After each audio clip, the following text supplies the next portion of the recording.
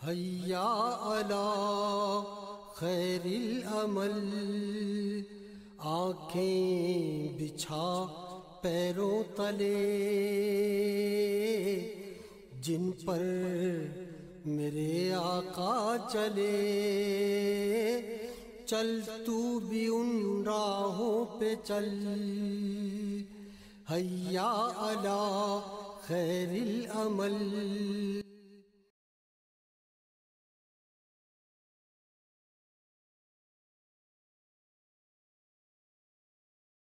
بسم اللہ الرحمن الرحیم۔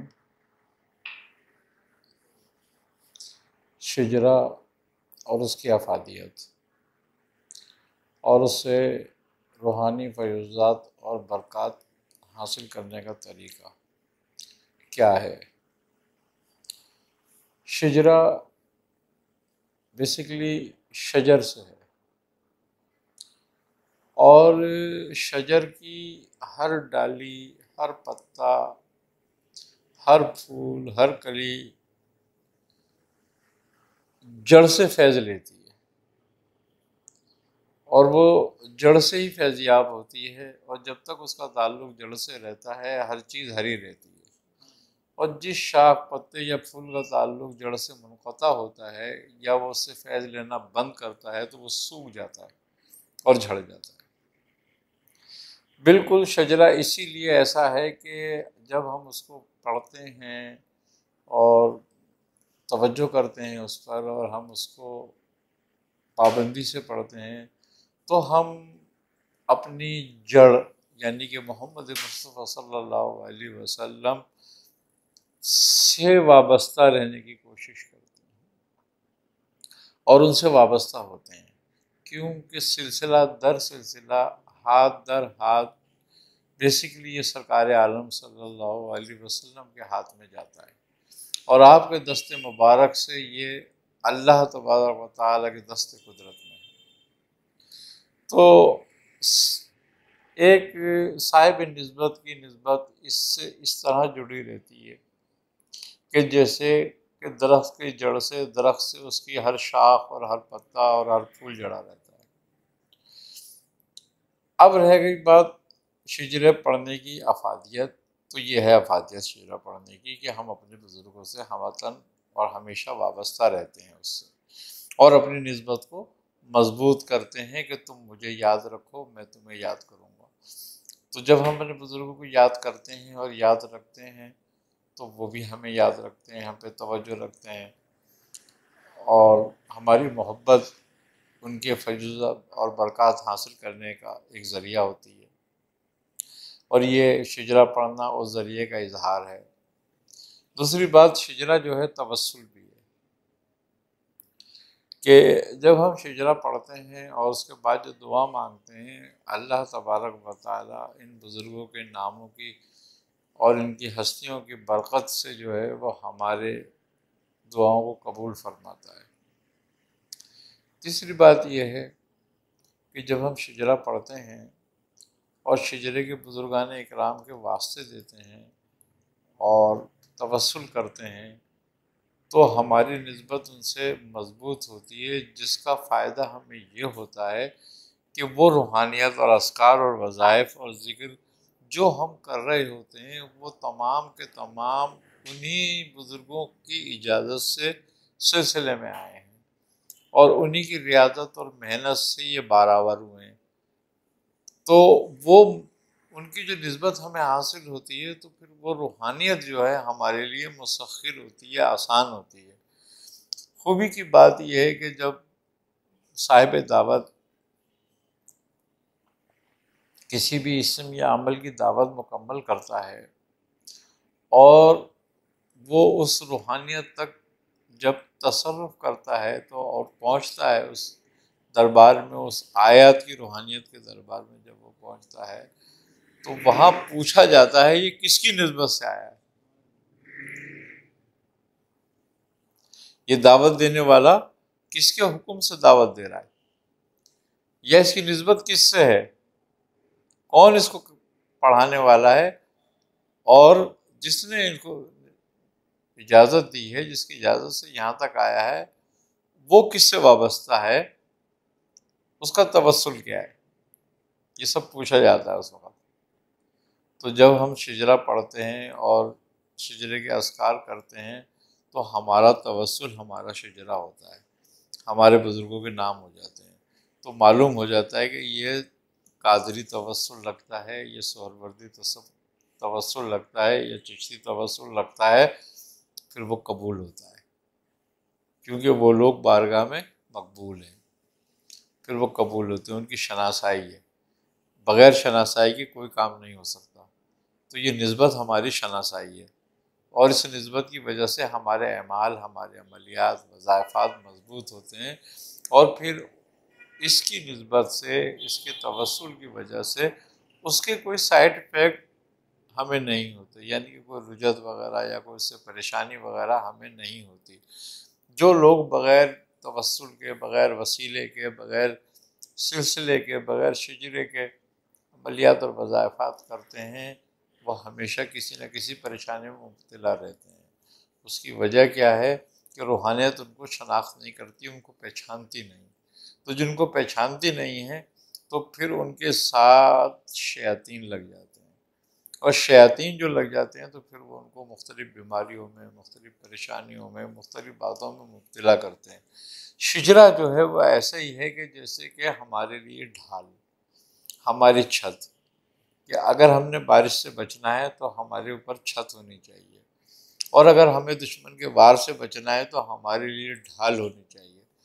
تو یہ ہمارے لیے چھت کا کردار بھی ادا کرتا ہے اور ڈھال کا کردار بھی ہے، یہ ہمارا رہنما بھی ہوتا ہے، ہمارا پشت پناہ بھی ہوتا ہے۔ تو لہٰذا جو لوگ شجرے کو پابندی سے پڑھتے ہیں اور شجرے کے بزرگوں کے لیے ایصال ثواب کرتے رہتے ہیں، ان کے لیے نیاز دلاتے ہیں، اور ان کے لیے ایصال و ثواب، صدقہ خیرات وغیرہ کرتے رہتے ہیں، اور ان سے محبت رکھتے ہیں، عقیدت رکھتے ہیں، جو ان کے دربار کے قریب وہ اس پہ حاضریاں دیتے ہیں، تو وہ سب کے لیے یہ شجرہ ڈھال بھی ہو جاتا ہے، پشت پناہ بھی ہو جاتا ہے، اور رہنما بھی ہو جاتا ہے۔ تو یہ شجرے کے فائدے ہیں، اور شجرے کو ہر مرید کو شجرہ دیا ہی اس لیے جاتا ہے تاکہ ہر مرید اس شجرے کو پڑھے۔ بات یہ ہے کہ ایک ہمارے لیے آخرت کے لیے یہ فائدہ مند بات شجرہ پڑھنے کی یہ ہے کہ ہم دنیا میں جس سے محبت رکھیں گے آخرت ہمارا اسی کے ساتھ ہوگی، اور جس کو جتنا یاد دنیا میں کریں گے ہماری قبر میں بھی وہ یاد آئے گی، ہمیں قبر میں بھی وہ چیز یاد آئے گی کیا ہے، تو ہماری قبر کی منزل کو بھی آسان ہوگی کہ یہ اللہ کے محبوب بندوں کے نام ہے۔ تو اللہ اپنے محبوب بندوں سے بڑی حیا کرتا ہے، اور ان کی برکات اور ان کے معاملات کو خود دیکھتا ہے، اور ان کو ایسی برکاتیں عطا فرماتا ہے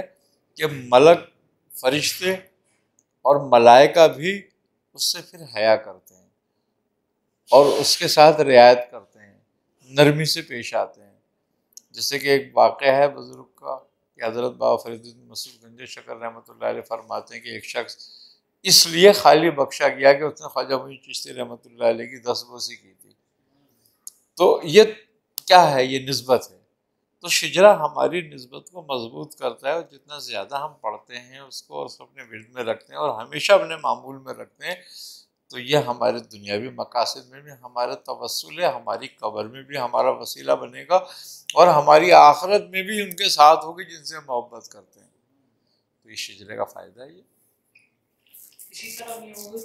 شجرے کے اندر معمولات مشائخ،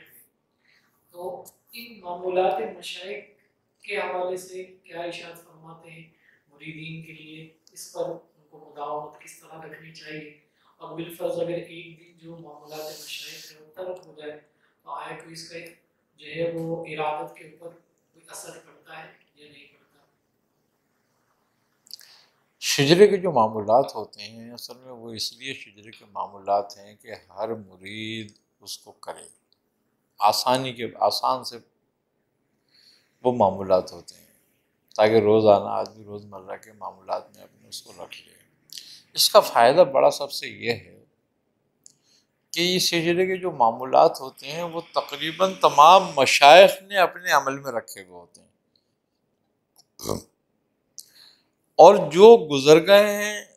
جو موجود ہیں، وہ تمام مشائخ سلسلے کے جتنے بھی اس سلسلے تعلق رکھنے والے مشائخ ہیں وہ تمام کے تمام اس پر عامل ہوتے ہیں، لہٰذا اس کا فیض بہت جلدی حاصل ہو جاتا ہے، اس لیے کہ ہم ان وظائف میں، ان معمولات میں ان بزرگوں کے ساتھ شریک ہیں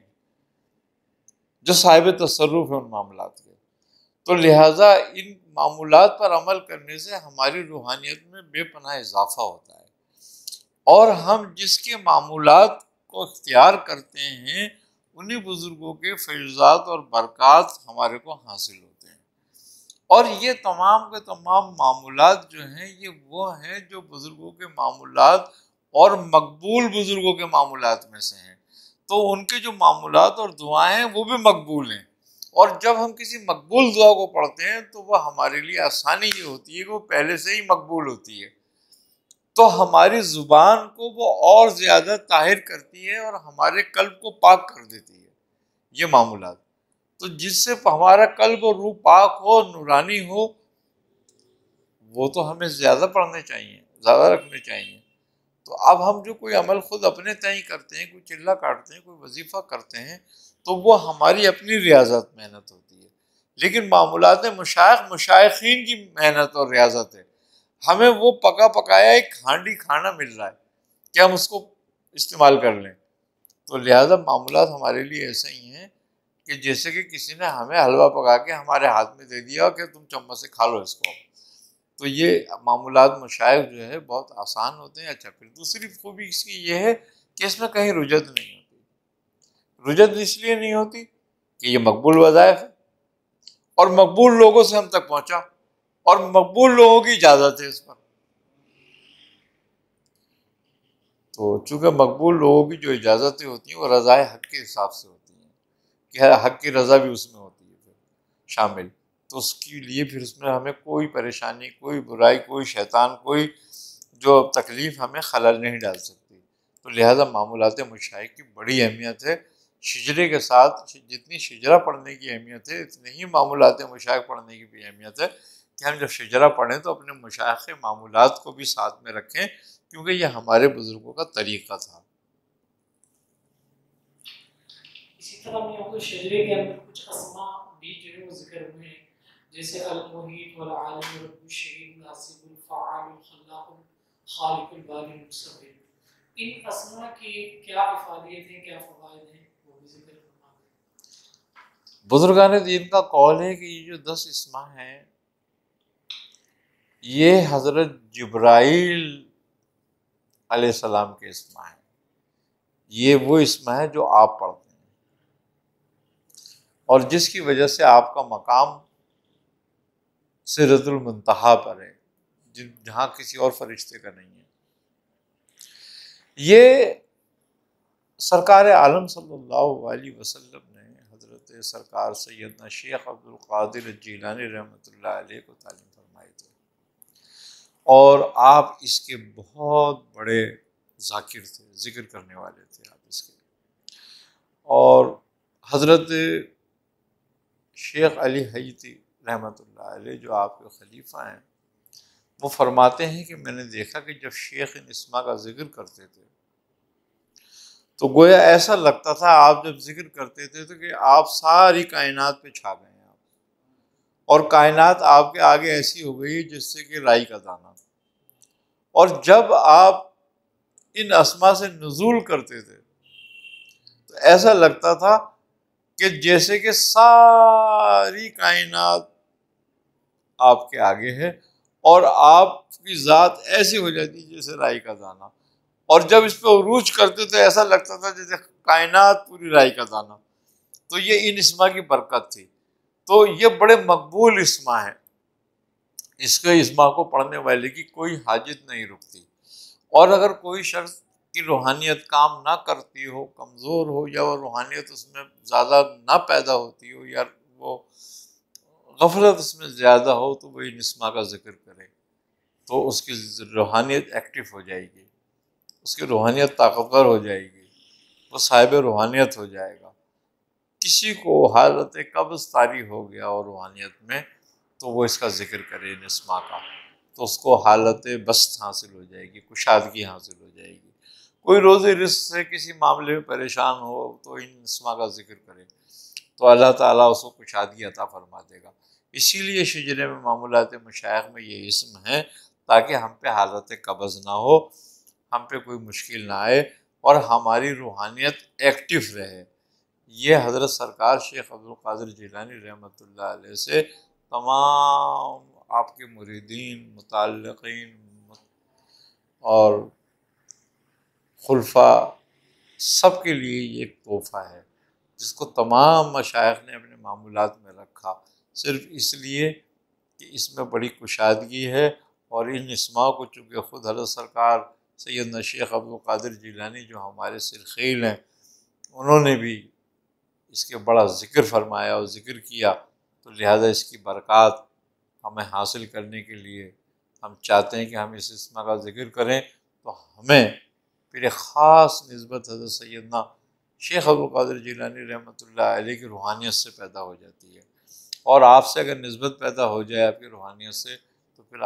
صاحب روحانیت صاحب سلوک کو اور کیا چاہیے کہ وہ پھر جو دربار غوثیت تک پہنچ جاتا ہے پھر وہ دربار رسالت بھی آسان ہو جاتا ہے اور دربار الہی بھی میں بھی چلا جاتا ہے وہ، تو یہ بڑے اسم کمال کے ہیں۔ اسی طرح شجرے کے اندر حضور سید غوث اعظم رحمۃ اللہ تعالی علیہ سے نسبت رکھنے والے ان کے اسماء کا بھی ذکر موجود ہے، تو اس کے متعلق بھی ارشاد آج شجرے میں جو 11 اسماء مبارک آپ حضرت سیدنا سرکار شیخ عبدالقادر جیلانی رحمۃ اللہ علیہ کے ہیں، بات یہ ہے کہ آپ فرد الوقت ہیں اور آپ امام زمانہ ہیں اور آپ قطب الاکبر ہیں۔ آپ کے اسم مبارک ہمارے لیے ایسی ہی تاثیر رکھتے ہیں جیسے اسم اعظم۔ تو آپ کے جو یہ 11 مبارک نام ہیں یہ آپ کے خطابات ہیں جو آپ کو عطا فرمائے گئے تھے۔ تو جب کوئی خطاب کسی کے لیے عطا کیا جاتا ہے تو اس میں بڑی برکت ہوتی ہے اس خطاب میں اور اس میں بڑی روحانیت ہوتی ہے۔ تو آپ کے ذات مبارکہ کو جو یہ خطاب دیے گئے اس میں 11 تو وہ بندوں نے نہیں دیے ہیں، یہ اللہ کی طرف سے ہیں آپ کو خطابات، اور ان کا پڑھنا اور ان ناموں کا ذکر کرنا روحانیت کے استحکام کے لیے بہت ہی اعلیٰ درجے کی چیز ہے۔ دیکھیں روحانیت حاصل کرنا ایک الگ بات ہے اور روحانیت کے استحکام ایک الگ بات ہے۔ ہم جو کچھ کرتے ہیں وہ روحانیت حاصل کرنے کے لیے کرتے ہیں مگر اس کے استحکام کے لیے نہیں کرتے۔ تو آپ کے اسم مبارک جو ہیں وہ روحانیت کے استحکام کے لیے ہیں۔ جو یہ چاہے کہ اس کی روحانیت قائم رہے، ہمیشہ مرتے وقت تک اس کی روحانیت قائم رہے اور اس میں ترقی ہو، برکت ہو اور آپ کی ذات مبارکہ سے خاص نسبت ہو، وہ ان اسما کا ضرور ورد کرے تاکہ اس کی روحانیت اس کو حاصل بھی ہو، روحانیت کی حاصل کرنے میں آسانی بھی ہو، اور پھر جو روحانیت ہمیں حاصل ہو جائے اس میں استقامت بھی ہو۔ خوبی کی بات یہ ہے کہ آپ کے اسم مبارکہ کی ایک خاص بات یہ ہے کہ وہ صاحب روحانیت جو آپ کے اسما کا ذکر کرتا ہے کبھی کسی سے سلب نہیں ہو سکتا، اس کا فیض سلب نہیں ہو سکتا۔ جیسے کہ عامل اکثر فیض سلب کر لیتے ہیں یا بزرگ ایک دوسرے کا فیض سلب کرتے ہیں، تو یہ کبھی نہیں ہو سکتا اس کا، کیونکہ جب کوئی اس کا فیض سلب کرنے کی کوشش کرے گا، کوئی جب اس شخص کے فیض کو سلب کرنے کی کوشش کرے گا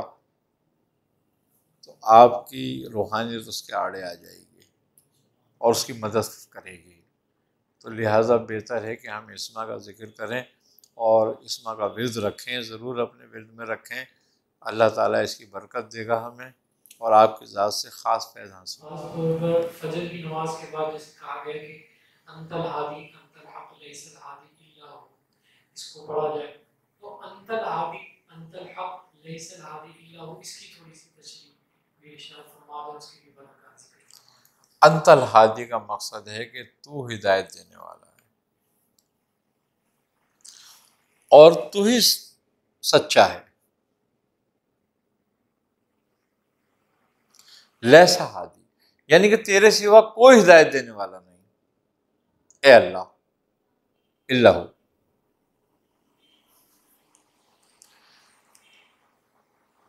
اصل بات جو ہے وہ ہے ہدایت بیسکلی نور کا نام،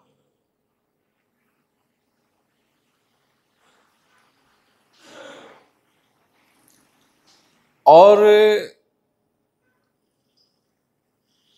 جو اصل ہدایت ہے وہ نور ہدایت ہی ہے، وہ نور ہے جو ہمارے قلب کو اور روح کو روشن کرتا ہے۔ ہمارے جو ظاہری اعمال ہیں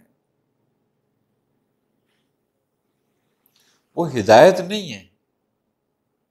وہ ہدایت کا ایک حصہ ہے۔ جب ہم اپنے ظاہری اعمال شریعت کے مطابق کرتے ہیں اور اس پہ استقامت حاصل کر لیتے ہیں تو یہ ہو گئی ہماری ظاہری ہدایت۔ تو جو ظاہری ہدایت ہے وہ اصل میں ہدایت کا حصہ ہے، ہدایت مکمل نہیں ہے۔ ہدایت مکمل جب ہوتی ہے کہ جب ہمارے قلب میں نور پیدا ہو کے اور ہماری روح سے منور ہو جائے، اس نور سے، اور اس نور میں سے منور ہو کر وہ مشاہدہ کرنے لگے۔ اصل ہدایت یہ ہے کہ پھر وہ مشاہدے میں غرق ہو جائے، یہ مشاہدہ ہے۔ اب یہ ہدایت ہے۔ اب انت الہادی انت الحق لیسا ہادی الا ہو کی ضرب اسی لیے لگائی جاتی ہیں قلب پر کہ اس کی حرارت سے، اس کی ضرب کی حرارت سے ہمارا قلب روشن ہو اور نور ہدایت اس میں داخل ہو جائے۔ جب قلب میں نور ہدایت داخل ہو جاتا ہے تو آٹومیٹکلی ظاہری اعمال جو ہیں وہ حضوری میں چلے جاتے ہیں، تقلید سے نکل کے۔ تو جب وہ حضوری میں چلے جاتے ہیں اور وہ ہمارے ظاہری اعمال بھی باطنی اعمال کی طرح ہو جاتے ہیں تو وہ نور سے قلب منور ہو کر روح کی طرف چلا جاتا ہے، اور پھر روح اس سے مشاہدے میں چلی جاتی ہے، اور جب مشاہدہ حق حاصل ہوتا ہے تو ہدایت کلی حاصل ہو جاتی ہے، اور ہدایت حق حاصل ہو جاتی ہے اس شخص کو۔ تو اس لیے ان اسماء کا ذکر فجر کی نماز کے بعد ضرور کرنا چاہیے، اور اس کے معنی اور مطالب پہ بھی نظر رکھیں تاکہ ہمیں اس کا فائدہ ہو۔ فیض کا دریا شارف آپ ہی تو ہے، میرے مرشد میرے آقا شارف آپ ہی تو ہے۔ تمہارے در پہ جو آیا خدا کو اس نے پہچانا، تمہارے در پہ جو آیا خدا کو اس نے پہچانا، خدا کو اس نے پہچانا۔ ہدایت کا صحیح رستہ شعارف آپ ہی تو ہے، فیض کا دریا شعارف آپ ہی تو ہے، مرشد میرے آقا